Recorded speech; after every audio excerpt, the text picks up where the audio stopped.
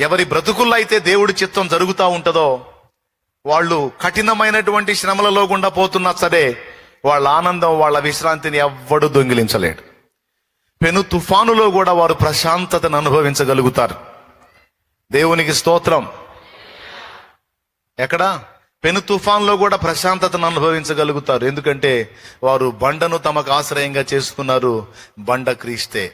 క్రీస్తులో వారు నివాసం ఉంటున్నారు. వారి జీవితంలో ఆయన చిత్తమే నెరవేరాలని నిరంతరం వారు కోరుకుంటున్నారు. అలాగే అప్పగించుకున్నారు గనక ఇక వారి జీవితంలో ఏది అనుమతించబడినా అది ప్రభు చిత్త ప్రకారం అనుమతించబడింది. సో ప్రభు చిత్త ప్రకారం అనుమతించబడిందంటే సమస్తము కూడి మేలుకే వస్తుందని ఎరిగి వారు కఠినమైన శ్రమలో సైతం విశ్రాంతిగా ఉండగలుగుతారు, సంతోషాన్ని అనుభవించగలుగుతారు. వారు కలతలలో బతకరు.